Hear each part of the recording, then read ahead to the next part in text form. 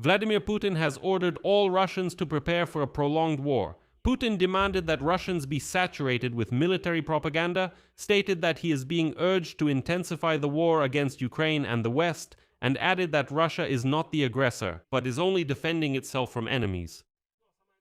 And most importantly, Vladimir Putin demanded that the State Duma of the Russian Federation find money for a total war for at least another 3 years. Military spending will remain a priority when preparing the budget for the next 3 years. This was stated today by the President of Russia, Vladimir Putin. And before that, yesterday, Putin made a whole series of statements that add up to one clear message. The war should not be wound down, but on the contrary, intensified, and first and foremost, this should happen in the minds of Russian citizens themselves. Vladimir Putin literally said the following to the naval personnel yesterday. We need to, and I think about this all the time, we need to instill in the minds of our society, in the minds of our people, the importance of the cause you serve. And then he added a rhetorical question. What could be more important than what you are doing right now? Nothing. That is, Vladimir Putin stated that it is necessary to fill Russians' heads with the idea that the most important thing in their lives is a bloody war, and nothing else. There is simply nothing more important. At the same time, Vladimir Putin shifted the responsibility for the war onto Ukraine and the West. He demanded that his fleet decisively fight against the seizure of Russian tankers from the Shadow Fleet. He equated this to piracy, and for some reason, he gave military enlistment officers access to the registry office data on all Russians. But at the same time, in the State Duma, for the second time in the past few days, they urged people not to believe these rumors about a planned mobilization under any circumstances. So, let's discuss all of this together now. My name is Pechiy, but before we start, I ask you to please subscribe to this YouTube channel. We're moving toward the milestone of 300,000 subscribers. So I would be grateful for each of your subscriptions. So let's start this episode with the main thesis of Vladimir Putin, who urged, and I quote, that Russians' minds be steeped in war. At first glance, this statement seems to be about patriotism, about unity, but in fact it's an admission of a problem. Let's step aside a little and take a look at this whole situation from a different perspective. If after 12 years of war, and let me remind you, Putin started the war against Ukraine in 2014, so if after 12 years of war against Ukraine, Vladimir Putin is forced to demand that people's minds be filled with a sense of the war's importance, it means that by itself people's minds are not already steeped in war. And Vladimir Putin is terribly afraid that his own citizens might say that they don't need the war. Propaganda that would work. It wouldn't need such public appeals from Vladimir Putin like, let's fill Russians' minds with war. And the numbers confirm this. According to the Levada Center, 64% of Russians believe that the authorities should start peace negotiations. So, almost 2/3 of society don't want escalation, but an end to the war. But not because they are so peace-loving or anything like that, no. But because Ukrainian strikes on oil refineries and Wildberries warehouses have already affected the Russians themselves, each and every one of those Russians. But Putin doesn't care about that. He calls for filling Russians' minds with war. It is precisely this mood that Putin is trying to counter by filling their minds with war. In fact, he is fighting against the fatigue of his own population. But Russians need to be fed even more propaganda. Because they'll have to tighten their belts even more. They need to justify this belt tightening. Military spending will remain a priority when preparing Russia's budget for the next 3 years. This was stated on Monday by the President of the Russian Federation, Vladimir Putin. At a meeting with State Duma deputies, Putin accused the West of launching, quote, a Russophobic machine setting world records for sanctions, and he said that no one will ever succeed in breaking the people of Russia. Afterward, Peskov, his spokesperson, also spoke about everyone's unity. The Russian people, in their united impulse, are ready to fight, kill, and, as he says, win. So, you understand that right now they're trying not to stir up Russian society too much. And then they'll quote Putin.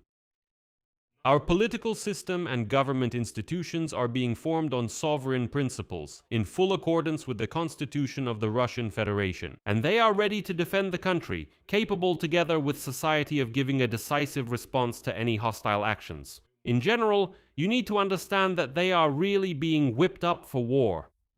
So in the 2026 budget law, the government of the Russian Federation initially allocated almost 13 trillion rubles under the national defense line item, 13 trillion rubles.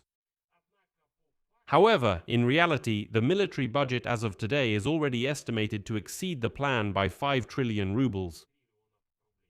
The Ministry of Finance of the Russian Federation is already preparing to cut civilian budget items and intends to raise 2 to 3 trillion rubles in additional debt. In short, right now they will slash every state budget line item they can in order to funnel all the money into the war effort. If you have some kind of social benefits, they'll cut them, forget it. If there's something else, I don't know, whatever it is, they'll cut some payments.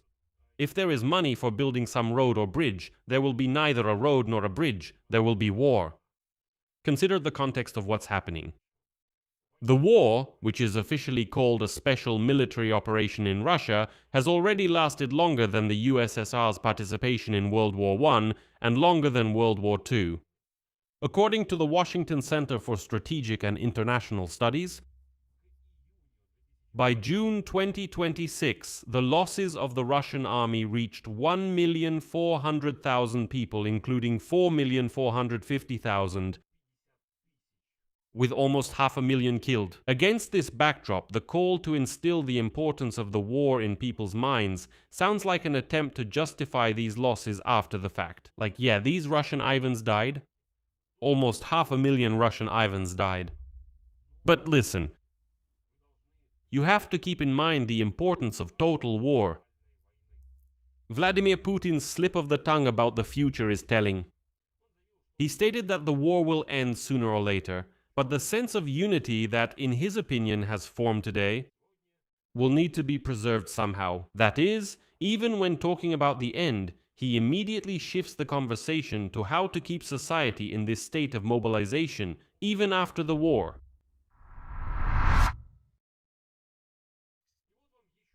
And here's another sign that Vladimir Putin is really afraid of the fact that Russians might change their minds about supporting him.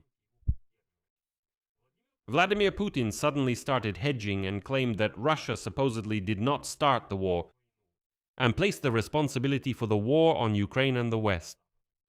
Moreover, he called Russia, quote, the only guarantor of Ukraine's territorial integrity, which he said Kiev had declared an enemy.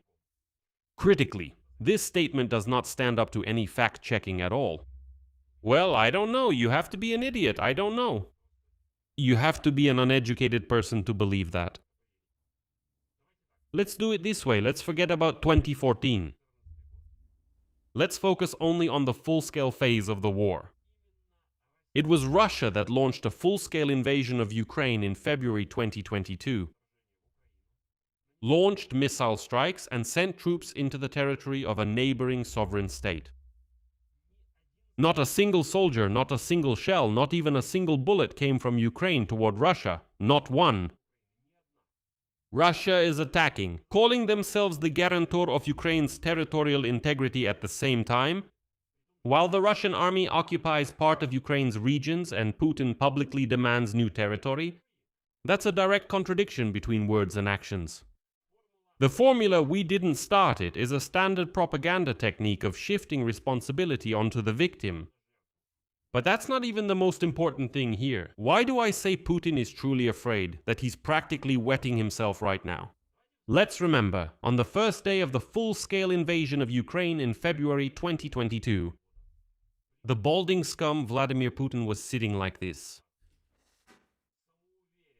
He was sitting confidently in his chair and declared, I personally announce a special military operation.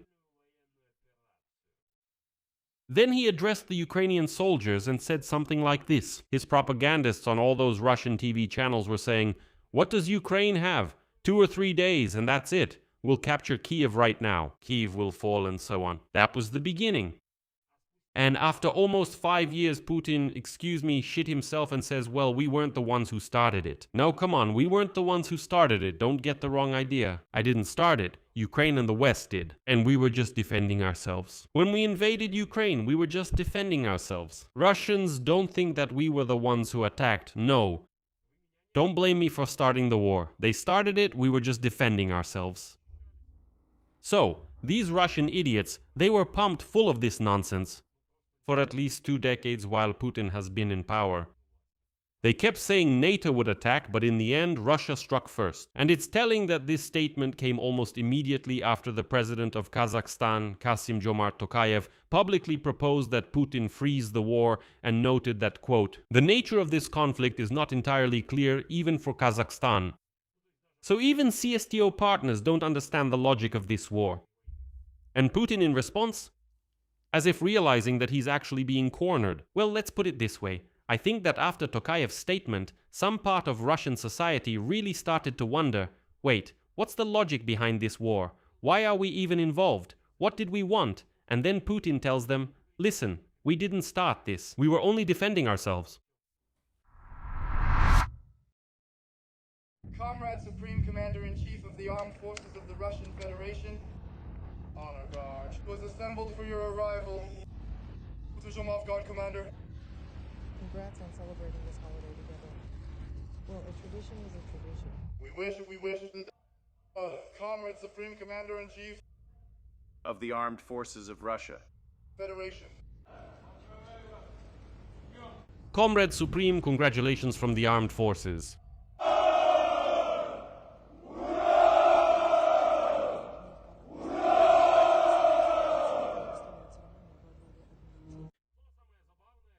But the funniest thing is how Vladimir Putin and all Russians celebrated Russian Navy Day somewhere in a courtyard with a painted ship on a big banner. Not by the sea, not in the open sea, not on some cruiser, no, in some small, completely random courtyard. And I'm sure that this huge banner was put up specifically so that, well, God forbid any drone or prying eyes would spot that they brought the bald dwarf there. So, in this courtyard, Putin demanded that the commanders of the Pacific, Northern, Baltic, and Black Sea fleets, as well as the Caspian flotilla, decisively fight against attempts by Western countries to seize Russian ships. We need to act carefully within the framework of international maritime law, but decisively because we need to fight against piracy and pirates. The context is important here, which explains this statement by Putin. Shortly before that, the European Union, as part of a sanctions package, allowed member countries to confiscate and sell oil from shadow fleet vessels that breach sanctions against Russia. So, Putin's demand to fight piracy is a reaction to the fact that the West has started intercepting tankers with which Russia is bypassing oil sanctions. And the rhetorical device here is clear. Putin calls the enforcement of sanctions piracy, while the sanctioned shadow fleet is presented as legitimate Russian vessels that need to be protected. At the same time, Putin himself qualifies it by referring to the framework of international maritime law, which reveals an understanding of the vulnerability of this position. He realizes that he's actually in a situation where making such statements is not really appropriate. But despite everything, it seems that only death will stop this maniac, Vladimir Putin. Vladimir Putin has signed a decree giving military enlistment offices access to the Unified State Register of Civil Status Records for all Russians. The Ministry of Defense and commanders of military units of the Russian Federation Army have essentially gained access to this civil registry database so that it will be easier to find Russians when Putin announces mobilization. Essentially, this is the creation of a technical infrastructure for mobilization, because having access to the civil registry data, the military draft offices get a complete and up-to-date picture of all citizens. Who lives where, who is what age, what their marital status is, how many children they have, and so on. This greatly simplifies the search for and mobilization of people.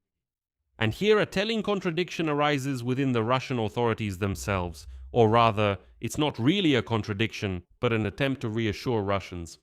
While Putin is building the infrastructure for mobilization, The State Duma of the Russian Federation, for the second time in 1 week, is urging people not to believe these rumors about mobilization under any circumstances. The head of the State Duma Defense Committee, Andrei Kartopolov, stated that there is simply no need for a new wave of mobilization, and he linked all the rumors to Zelensky and did so in such an insulting manner. Here is his quote: "I heard that Zelensky said something about this, but I can only connect it to the fact that he probably took too much of something over the weekend."